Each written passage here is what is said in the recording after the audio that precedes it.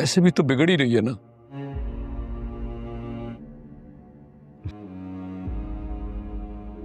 मुझे इस तकलीफ के मौके पर अंबर के साथ होना चाहिए था, और देखो मैं कितना बेबस हूं, मैं यहां बैठा हूं। अल्लाह, ये सब क्या हो गया? मेरी तो खुद कुछ समझ में नहीं आ रहा। मेरी कल ही तो आपस से फोन पे बात हुई थी मुस्कान की शादी को लेकर। कितनी खुश थी वो, और आज ये दिन। या मेरे अल्लाह, सब खैर करना परवरदिगार। मेरी आपा बहुत हिम्मत वाली है, बहुत हौसले वाली है। न जाने उन पे क्या गुजर रही होगी। आर्यान को फोन करो रफीक। मेरा तो फोन नहीं उठा रहा, लेकिन वो तुम्हारा फोन उठाएगा। जी जी ऐसे भाई, यकीनन तुम्हें बताएगा कि वो कौन से हॉस्पिटल में है। यार मैं कॉल करता हूँ। मैं तुम्हारी मिन्नत करता हूँ यार, मेरी मदद करो, मुझे अपने साथ ले जाओ यार, प्लीज। परेशान ना हो।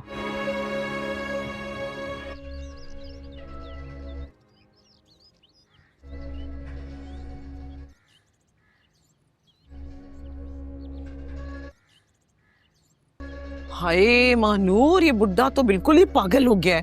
बार बार अस्पताल जाने की बात कर रहा है।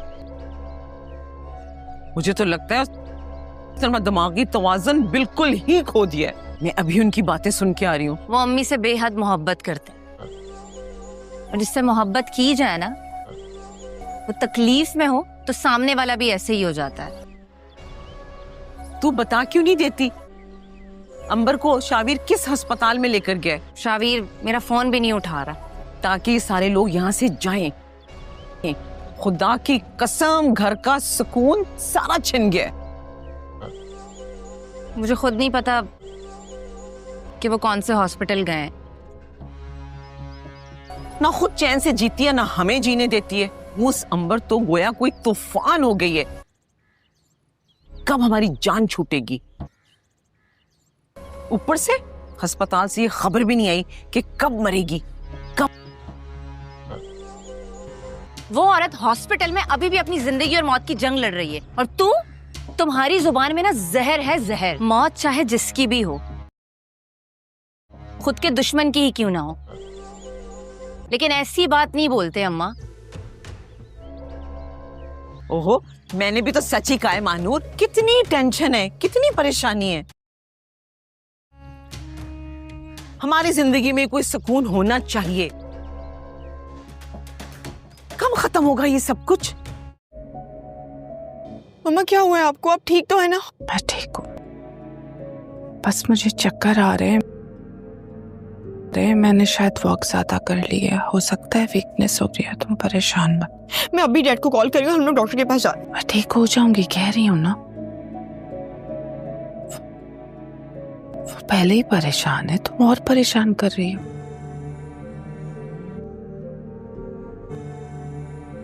मैं थोड़ा सा रेस्ट करूंगी, ठीक हो जाऊंगी। उनको मत भूलो। मम्मा आप कब तक हमें इसी तरह तसल्लियां देती रहेंगी?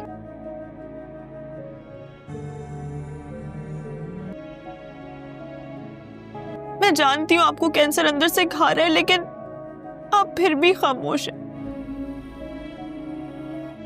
कभी कभी खामोशी ये हिम्मत होती है। और मैं तुम्हें कमजोर नहीं देखना चाहती बेटा, और मैं नहीं चाहती कि तुम मेरी कमजोरी को देख के खुद को तोड़ लो।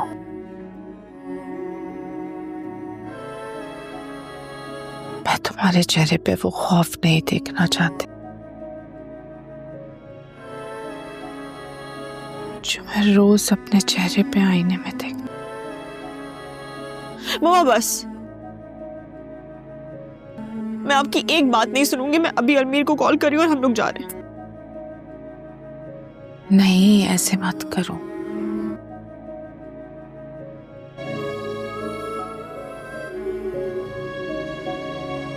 फोन उठा। Almeer please pick up the call. छोड़ दो। मुझे ऐसा लग रहा है मेरे हाथ से ना सब कुछ निकल रहा है। जब तक ये हाथ तुम्हारे हाथ में, जब तक ये साथ है। ये क्या कह रही हैं आप? आपने तो कहा था कि वो ठीक हो जाएंगे। डॉक्टर ने निहायत अफसोस के साथ आह भरी और बोला, हम पूरी कोशिश के बावजूद मरीज को नहीं बचा सके। क्या उसकी आवाज कांप गई। आर्यन भाई और बाकी लोग जनरल अस्पताल में हैं। दूसरी तरफ से जवाब आया, क्या उसका दिल जोर से धड़का।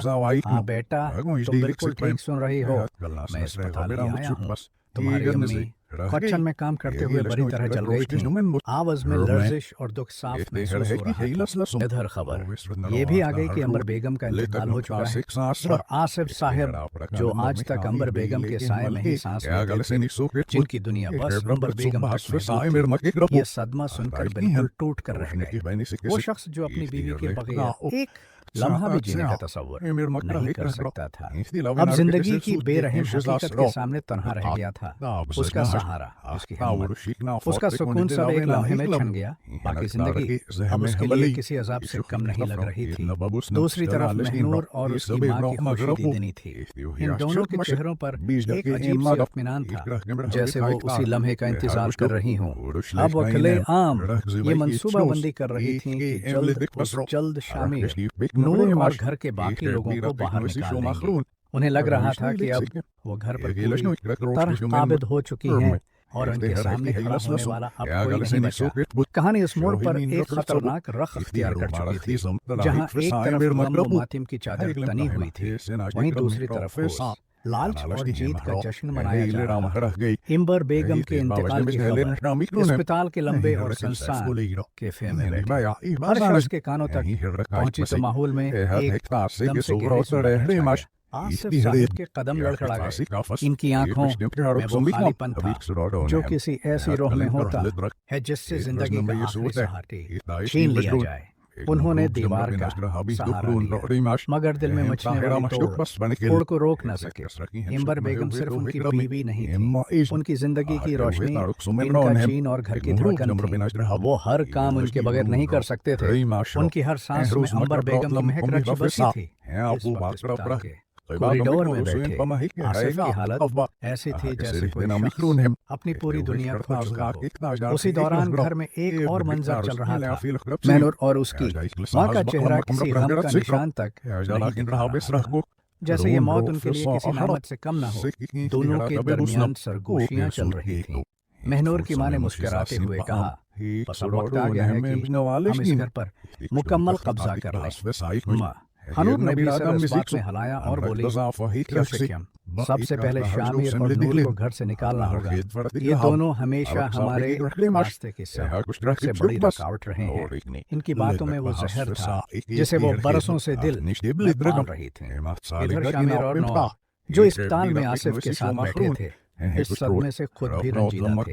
उन्हें अंदाजा था कि आसिफ साहब की दुनिया टूट चुकी है, मगर उन्हें इस बात का बिल्कुल इल्म नहीं था कि घर में बैठे चंद लोग उनके दुख को अपनी फायदे में बदलने की मुकम्मल तैयारियां कर चुके हैं। शामिर आसिफ को सहारा दे रहा था, नूर अपने आंसू जब्त कर रही थी, मगर आसिफ साहब बस एक ही बात बार बार दोहरा रहे थे, ये बेसबर तुम मुझे छोड़कर क्यों चले गए? मैं अब किसके सहारे जीऊं?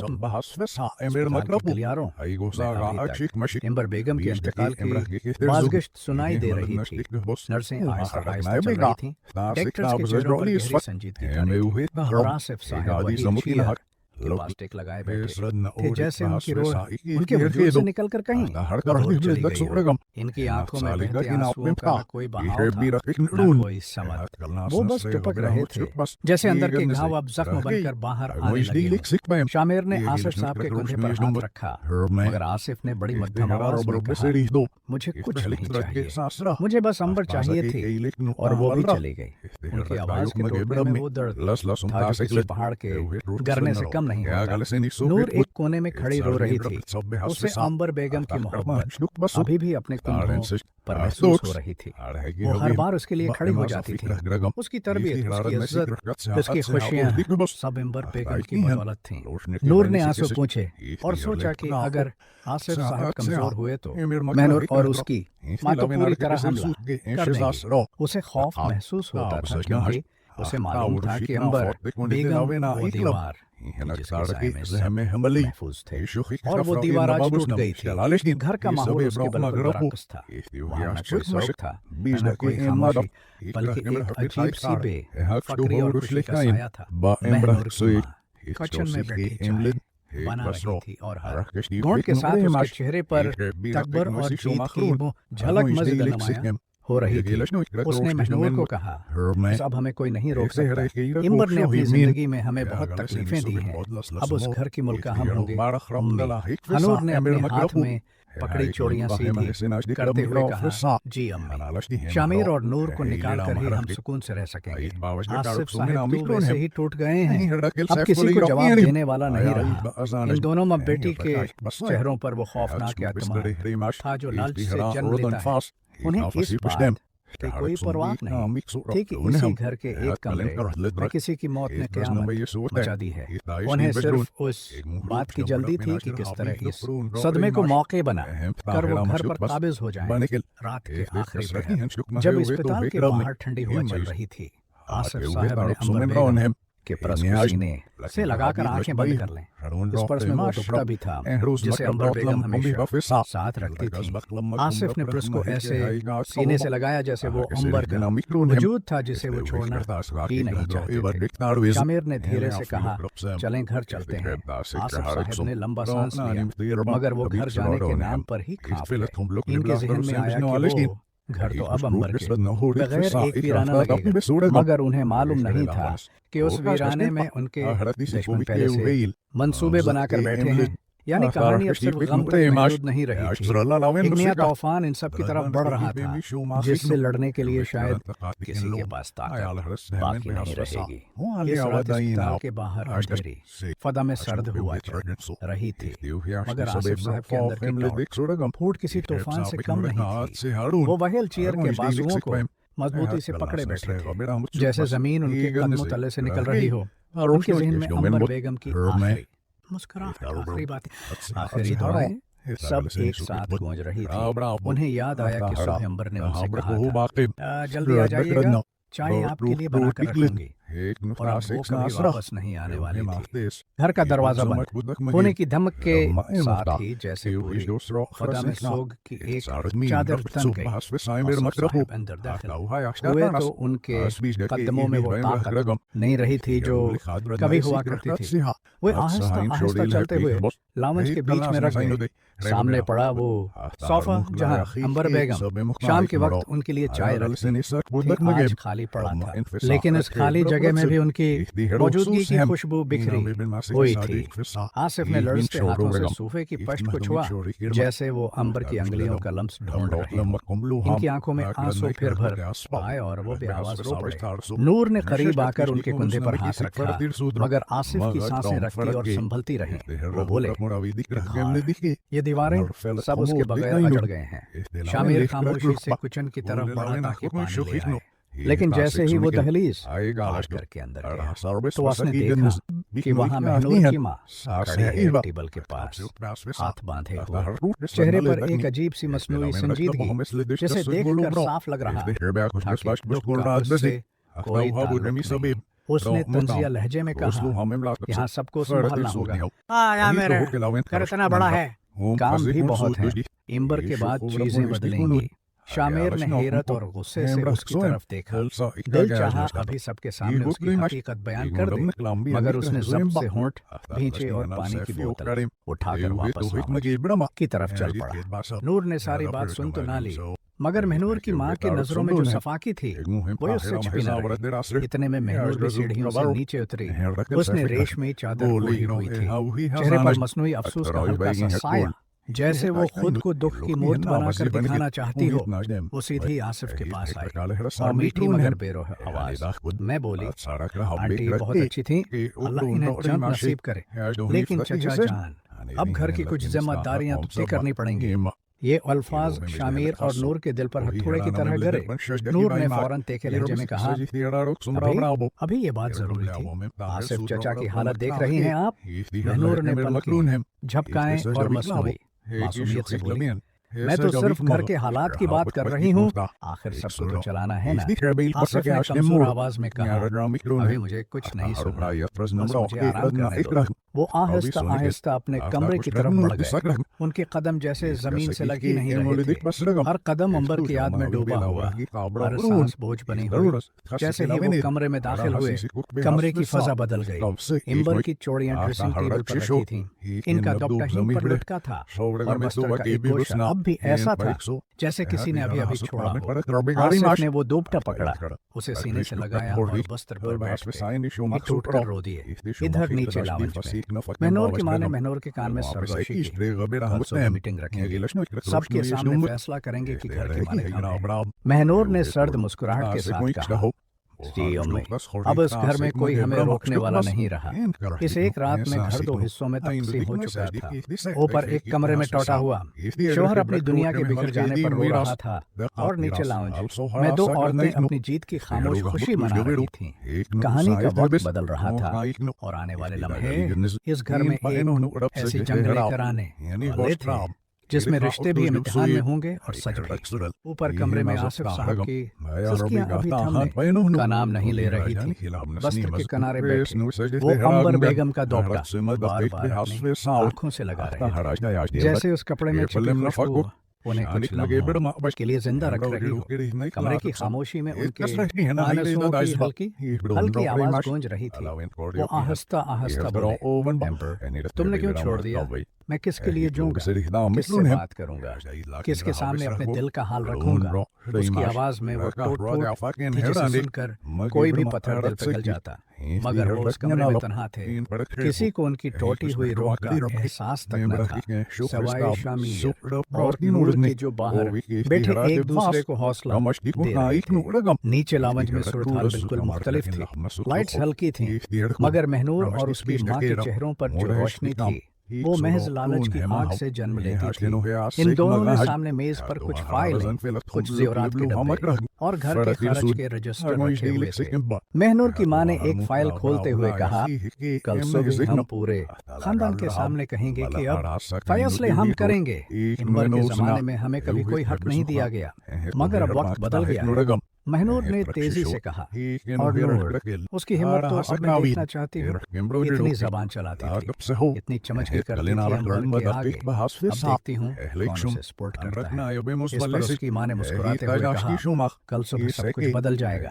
आसिफ की हालत देखकर अंदाजा होता है कि वो अब बोल भी नहीं सकेंगे। तुम बस खुद को मजलूम जाहिर करना, बाकी सब मैं संभाल लूंगा।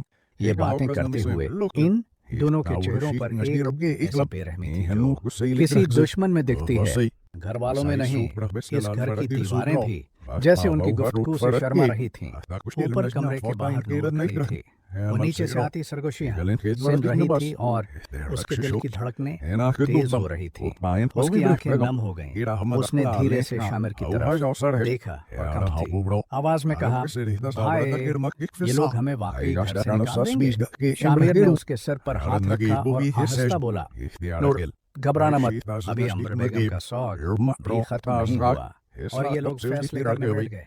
मैं उनको मना तोड़ जवाब दूंगा, लेकिन अभी हमें आसिफ चचा का साथ देना है, इनको संभालना है। नूर ने आहिस्ता से आंसू पोंछे। उसे अच्छी तरह पता था कि महनूर और उसकी माँ का दिल कितना सख्त है। अंबर बेगम जब तक जिंदा थी नूर के सर पर साया था, लेकिन अब आज की रात उसने पहली बार खुद को बेसहारा महसूस किया था। रात गहरी होती गई।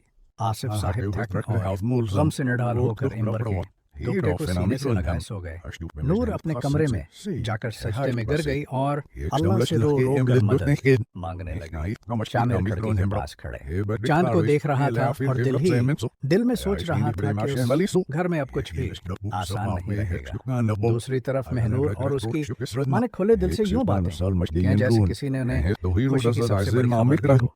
इनकी मुस्कुराहटों में छिपी सफा की साफ नजर आ रही थी और एक ही घर के अंदर एक तरफ गम का तूफान था और दूसरी तरफ साजिश का जश्न। सब होने से पहले ही ये रात अपने अंदर आने बड़ी जंग के निशान छोड़ चुकी थी। एक ऐसी जंग जिसमें हक और नाहक आमने सामने खड़े होने वाले थे। रात आहिस्ता आहिस्ता शहर की तरफ बढ़ रही थी मगर उस घर में गुजरते हुई हर सांड जैसे किसी की आमद से कम न थी। आसिफ साहिब के कमरे का दरवाजा आहिस्ता सा खुला। नूर ने अंदर झांका तो देखा कि आसिफ वस्त्र पर नीमदराज है मगर आंखें खुली हुई हैं। ऐसा रोड़ चुकी है। इनके हाथ अब भी अंबर का दुपट्टा थामे हुए थे जैसे वो उसे छोड़ देंगे तो अंबर की याद भी खो जाएगी। नूर ने हिम्मत करते हुए आहिस्ता से पूछा, चाचा कुछ पिएंगे? चाय? आसिफ ने धीरे से सर हिलाया मगर आवाज जैसे उनके गले में कहीं लटक गई हो। नहीं बेटा, मुझे कुछ नहीं चाहिए, बस मुझे अकेला छोड़ दो। नूर का दिल टूट कर रह गया। उसने दरवाजा आहिस्ता से बंद कर दिया। बाहर आकर उसके आंसू बेअख्तियार बहने लगे। शामिर ने उसे देखा तो इसके पास आया और उसे अपने बाजुओं में लेकर कहा, मजबूत रहना होगा, अभी हमारे इम्तिहान की शुरुआत है। नीचे लाओ। मैं महनूर और इसकी माँ अब भी जाग रही थी। मेज पर फाइलें खुली पड़ी थी। ज़ेवरात के डब्बों के ढक्कन खोले हुए थे और दोनों माँ बेटे मुस्तकबिल की हकमरानी के ख्वाब बुन रही थी। महनूर ने आईने में अपना चेहरा देखा, फिर अपने लंबे बलों को अंगुलियों से सुनवारा और धीरे से बोले, कल मैं बहुत मासूम और बेबस बनकर सबके सामने आऊंगी। किसी को भी शक नहीं होगा कि मैं घर पर कब्जा करने की कोशिश कर रही हूँ। उसकी माँ ने कहा दबा कर कहा, और मैं तो कल सीधा कह दूंगी कि घर के अखराजात, कारोबार, कागजात सब मेरे हाथ में होंगे। आसिफ की हालत ऐसी है कि वो बोल भी नहीं पाएंगे। महनूर ने लापरवाही से कहा, नूर और शामिर की तो मुझे बात ही नहीं सुनी। जो जबान चलाएंगे मैं कह दूंगी कि उनका इस घर में कोई हक नहीं, न खून का रिश्ता न वारिसत, कुछ भी नहीं।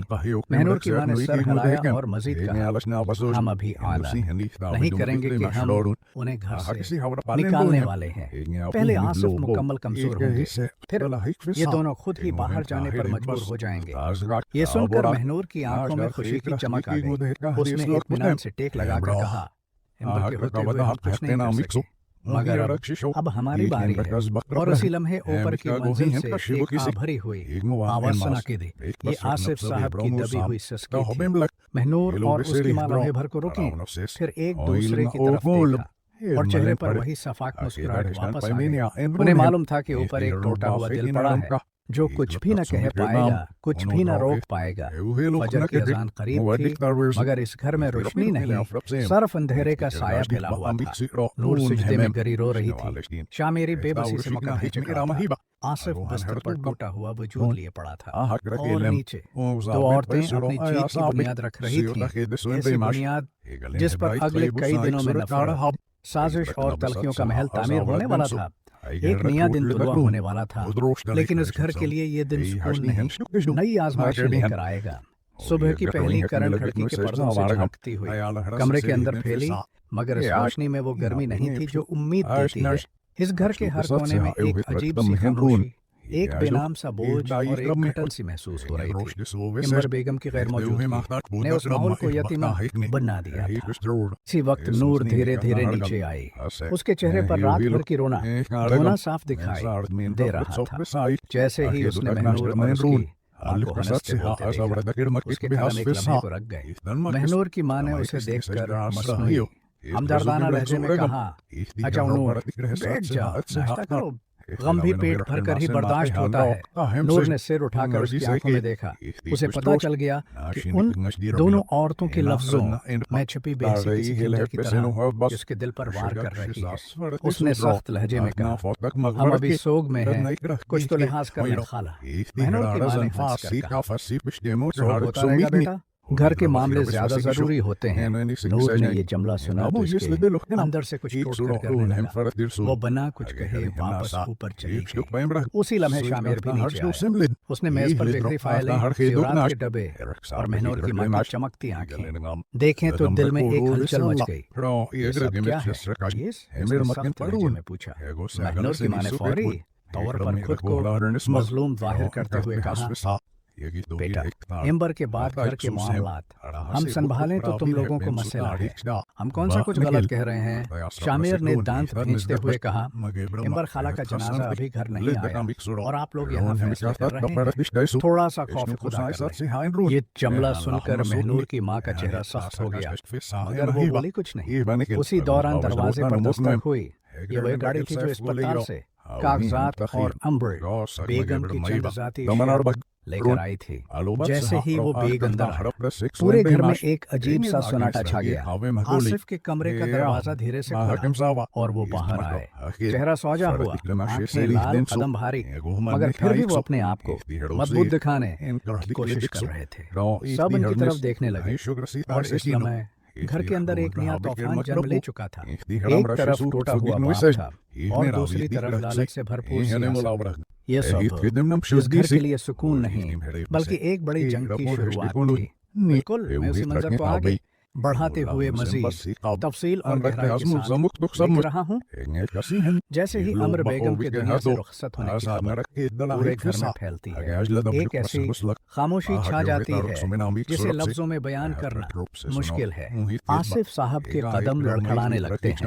वो अस्पताल के कॉरिडोर में खड़े दीवार का सहारा लेकर खड़े होने की कोशिश करते हैं, मगर उनके हाथ कांप रहे होते हैं। आंखों से बहते हुए आंसुओं ने उनकी टूटी हुई दुनिया का सारा अलम बाहर ला डाला था।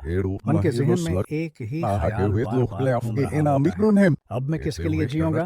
दूसरी तरफ घर का माहौल बिल्कुल मुख्तलिफ नजर आ रहा होता है। जहाँ गम के साए होने चाहिए, वहाँ महनूर और उसकी माँ के चेहरों और एक अजीब सी चमक उठ रही थी। वो खुद को संभालने का ड्रामा तो जरूर कर रही थी, मगर उनकी आंखों की चमक साफ बता रही थी कि वो अंदरूनी तौर पर उस बात से खुश हैं कि घर में एक बड़ी रुकावट बैठ कर अपनी प्लानिंग कर रही थी कि किस तरह अमर बेगम के न रहने का फायदा उठाकर शामिर और नूर को घर से बाहर निकाल दिया जाए।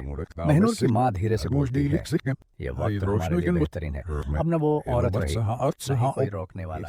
शामिर और नूर भी अब ज्यादा देर यहाँ नहीं ठहर सकते। अस्पताल के अंधेरे कॉरिडोर में जब अमर बेगम की नाश को कफन में लपेट कर ले जाया जा रहा था तो आसिफ साहिब के कदम इस तरह डगमगा रहे थे जैसे उनसे जमीन संभाले ही न जा रही।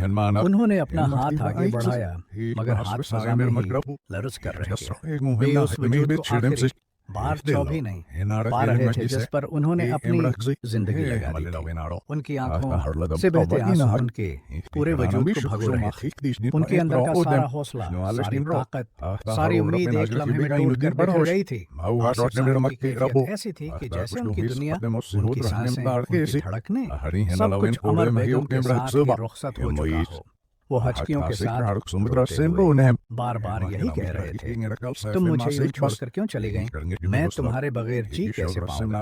मगर जवाब में कफन की सफेद चादर की खामोशी थी और उस खामोशी ने आसिफ साहब की रूह तक को चीर कर रख दिया। शामिर आगे बढ़कर अपने बाप को सहारा देता है। उसके अपने आंसू भी बेकाबू थे, मगर वो फिर भी मजबूत बनने की कोशिश कर रहा था, क्योंकि इस वक्त आसिफ साहिब को किसी सहारा देने वाले की सख्त जरूरत थी। नूर और बाकी घर वाले भी वहाँ मौजूद थे, मगर सबके दिलों में एक ही कसक थी। घर का सितून गिर चुका था, लेकिन उसी वक्त घर के अंदर एक और मंजर तैयार हो रहा था। नूर की माँ डराई रूम में चाय का कप लिए बैठी थी और उसके हाथों की कपकपाहट गम की वजह से नहीं बल्कि खुशी के उबाल की वजह से थी। महनूर कमरे में टहल रही थी, एक हाथ कमर पर और दूसरे हाथ में मोबाइल पकड़े। वो बार बार मुस्कुरा रही थी जैसे किसी बड़ी कामयाबी का जश्न अपने दिल में मना रही हो। अम्मी अब बस मौका हाथ से निकलने नहीं देना। जैसे ही तदफीन हो जाए ये शामिर और नूर को एक एक करके बाहर का रास्ता दिखा देना है। महनूर की माँ सर हिलाकर कहती है, मैं जानती हूँ लेकिन अभी जबान नहीं खोली, दुनिया क्या कहेगी? लोग कहेंगे अभी औरत का जनाजा ही हुआ है और ये लोग घर के फैसले कर रहे हैं। थोड़ा वक्त गुजर जाए फिर सारे दरवाजे हमारे हाथ में होंगे। महनूर मुस्कुराते हुए कहती है, बस आप देखती जाएं। अमर बेगम के होते हुए मेरा कोई फैसला नहीं चलता था। अब मैं उस घर की नई मालकिन बनूंगी। शामिर को भी पता चल जाएगा कि असल मैं उस घर में हुक्म कौन चलाएगा। दोनों के चेहरों पर वो खुशी थी जो दूसरों के जख्मों रखने वाले को होती है। वहीं दूसरी तरफ अस्पताल में माहौल मातम और बेबसी में डूबा हुआ था। इज्जतदार लोग चुपचाप सर झुकाए बैठे थे और वो लोग जो सच्चे दिल से मोहब्बत करने वाले थे, इनका दिल अंदर से टूट रहा था। आसिफ साहब को इस बात का अभी एहसास नहीं था कि उनकी जिंदगी का सबसे बड़ा सहारा तो चला गया, लेकिन उसके साथ ही उनकी खुशियों को खाने वाले लोग अब खुलकर खेलने वाले थे। दुनिया के दो मुख्तलिफ रंग एक ही दिन में घर की दीवारों पर उभर रहे थे। एक तरफ मौत का गम और दूसरी तरफ किसी के मंसूबों की जीत का जश्न। उस रात जब आसिफ साहब वापस आए तो घर के अंदर का माहौल मुकम्मल तौर पर बदल चुका था। कमरे की रोशनी मध्यम थी, मगर वो रोशनी भी आसिफ की उदासी के सामने बेमानी महसूस हो रही थी। बिस्तर पर बैठकर आसिफ ने अंबर बेगम का दुपट्टा सीने से लगाया और उनकी आंखों में बस एक ही ख्याल घूम रहा था, अरे ये दुनिया सुनसान लगती है। सुबह की पहली रोशनी आहिस्ता खिड़की से अंदर दाखिल हो रही थी, मगर घर में अभी भी एक अजीब सा सन्नाटा छाया हुआ था। ऊपर कमरे में आसिफ साहब बिस्तर पर नीम दराज थे, आंखें सरख और सोची हुई, हाथों में अंबर। बेगम का दुपट्टा मजबूती से थामे हुए, हर सांस के साथ उनके दिल की टूट फूट और अंदर का दर्द बेकाबू होकर बाहर आ रहा था। वो बार बार दुपट्टे को सीने से लगाते और आहिस्ता आहिस्ता बुड़बुड़ाते, एम्बर तुमने मुझे क्यों छोड़ा? ये घर, ये जिंदगी सब कुछ तुम्हारे बगैर सुनसान लगता है। मैं अब किसके लिए जीऊंगा? नूर आहिस्ता आकर उनके पास बैठी, मगर उसके दिल में खौफ और बेबसी छाई हुई थी। उसने डरते हुए पूछा, चचा पानी या दवाई लाऊं? आसिफ साहब ने महज सर हिलाया, बोलने की ताकत न रखते हुए। उनकी खामोशी में भी इतना दर्द था कि सुनने वाला लर्ज जाए। शामिर उनके पीछे खड़ा था, दिल में एक अज़्म लिए हुए कि वो किसी तरह अपने चचा को संभाले रखे, मगर उसे भी पता था कि आसिफ की रूह अंदर से टूट चुकी है। नीचे लाउंज में सूरत हाल बिल्कुल मुख्तलिफ थी। महनूर और उसकी बहू बड़े इत्मीनान और मुस्कुराहट के साथ बैठे थे। मेज पर खुली फाइलें, जेवरात के डब्बे और घर के कागजात रखे हुए थे। महनूर की मां ने धीरे से कहा, अब वक्त आ गया है कि हम घर पर मुकम्मल कब्जा कर लें। आसिफ अभी मुकम्मल तौर पर कमजोर हैं और शामिर और नूर भी अब जल्दी बाहर निकल जाएंगे। महनूर ने मुस्कुराते हुए कहा, इम्बर के होते हुए हम कुछ नहीं कर सकते थे, लेकिन अब सब कुछ हमारे हाथ में है। शामिर और नूर खुद ही बाहर जाने पर मजबूर होंगे। नूर जब नीचे आती है तो उसे ये मंजर देख कर दिल धड़कने लगता है। महनूर और उसकी माँ की मुस्कुराहट मैं छुपी सफा की साफ नजर आ रही थी। शामिर हैरत से पूछता है, यह सब क्या कर रही हैं? जनाजा अभी आया भी नहीं और ये लोग फैसले कर रहे हैं। महनूर की मां ने मुस्कुराकर जवाब दिया, ये घर हमारे लिए है और हमें ही चलाना है। आसिफ और इम्बर के जाने से हमें हक मिल गया है। ऊपर कमरे में आसिफ की हालत और खराब हो रही थी। वो मुसलसल डॉक्टर को सीने से लगाए नीम बेहोश होकर ये कह रहे थे, एम्बर तुमने मुझे छोड़कर क्यों चली गई? मैं किसके लिए जीऊंगा? नूर खामोशी से उनके करीब बैठे, शामिर उनके पीछे खड़ा और सबके दिल में एक ही सोच थी कि उस घर में अब नया खेल शुरू हो चुका है। रात के आखिरी पहर में घर की फदा में एक अजीब कशमकश छाई हुई थी।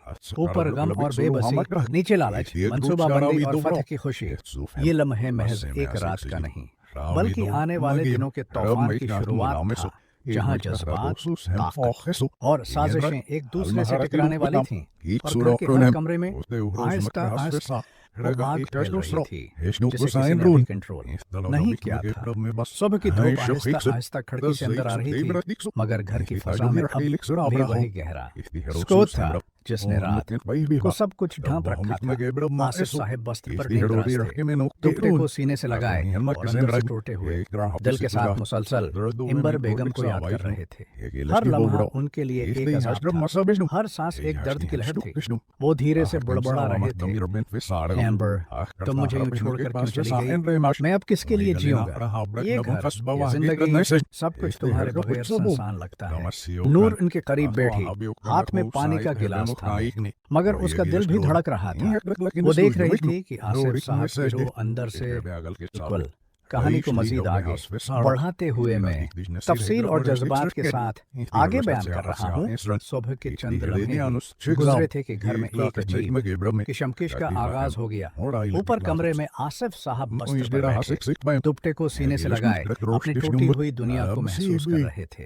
उनके हर सांस के साथ दर्द की लहर दिल से बाहर आ रही थी और वो मुसलसल यही कह रहे थे, तुमने मुझे छोड़कर क्यों चली गई? ये घर, जिंदगी, सब कुछ तुम्हारे बगैर सुनसान लगता है। मैं अब किसके लिए जीऊंगा? उनके हाथों की लर्जिश और आंखों की सोजन बता रही थी कि वो अंदर से मुकम्मल तौर पर तोड़ चुके हैं। नूर खामोशी से उनके करीब बैठी, हाथ में पानी का गिलास थामे, मगर दिल बेचैन था। वो देख रही थी कि आसिफ साहब का दिल, इनकी रोह, सब कुछ बिखर चुका है। शामिर खड़गे के पास खड़ा बाहर की तरफ देख रहा था। दिल ही दिल में सोच रहा था कि अब इस घर की हिफाजत करना उसकी जिम्मेदारी बन गई है, क्योंकि आसिफ साहब की ताकत खत्म हो चुकी थी। नीचे लावंज में महनूर और उसकी माँ अपनी साजिशों में मसरूफ थीं। वो एक दूसरे को मंसूबे बता रही थीं कि किस तरह आसिफ और नूर को घर से बाहर निकाला जाए और किस तरह घर पर मुकम्मल कब्जा हासिल किया जाए। मेज पर खुली फाइलें, सुराग के डब्बे और घर के इखराजात के कागजात रखे हुए थे। महनूर की मां ने धीरे से कहा, अब वक्त आ गया है कि हम अपने उसूलों के मुताबिक घर पर काबू पाएं। आसिफ अभी मुकम्मल तौर पर कमजोर हैं और शामिर बाहर जाने पर मजबूर होंगे। महनूर ने मुस्कुराते हुए कहा, जी अम्मी, इंबर के होते हुए हम कुछ नहीं कर सकते थे, लेकिन अब सब कुछ हमारे हाथ में है। शामिर और नूर खुद ही बाहर जाने पर मजबूर होंगे। नूर जब नीचे आती है तो उसे यह मंजर देख कर दिल धड़कने लगता है। महनूर और उसकी माँ की मुस्कुराहट में छिपी सफा की साफ दिखाई दे रही थी। शामिर हैरत और गुस्से के साथ कहता है, ये सब क्या कर रही हैं? जनाजा अभी आया भी नहीं और ये लोग फैसले कर रहे हैं। महनूर की माँ ठंडे लहजे में जवाब देती है, ये घर हमारे लिए है और हमें ही चलाना है। आसिफ और इंबर के जाने से हमें हक मिल गया। ऊपर कमरे में आसिफ की हालत मजीद खराब हो रही थी। वो बस्तर पर नींद बेहोश, दुपट्टे को सीने से लगाए मुसलसल यही कह रहे थे, इंबर तुमने मुझे छोड़कर क्यों चली गई? मैं किसके लिए जीऊंगा? नूर खामोशी से उनके करीब बैठी, शामिर उनके पीछे खड़ा और सबके दिल में एक ही सोच थी कि अब इस घर में नया खेल शुरू हो चुका है। रात के आखिरी घर में घर की फदम में एक अजीब कशमकश छाई हुई थी। ऊपर गम और बेबसी और नीचे लालच, मंसूबाबंदी और फतह की खुशी। ये लम्हे महज एक रात का नहीं, बल्कि आने वाले दिनों के तूफान की शुरुआत था, जहां जज्बात, ताकत और साजिशें एक दूसरे से टकराने वाली थीं और घर के हर कमरे में आहिस्ता आहिस्ता वो आग फैल रही थी, जिसे किसी ने अभी कंट्रोल नहीं किया था। ऊपर के कमरे में आसिफ साहब बिस्तर पर बैठे, दुपट्टे को सीने से लगाए एक लम्हे के लिए भी आंखें बंद न कर पा रहे थे। हर सांस के साथ उनका दिल टूट रहा था और अंदर से वो मुसलसल यही कह रहे थे, एम्बर तुमने मुझे छोड़कर क्यों चली गई? ये घर, ये जिंदगी, सब कुछ तुम्हारे बगैर सुनसान लगता है। मैं अब किसके लिए जीऊंगा? उनकी आवाज में वो दर्द छिपा था जो लफ्जों में बयान नहीं किया जा सकता। आंखों की सूजन ये जाहिर कर रही थी कि वो सिर्फ जिस्मानी तौर पर नहीं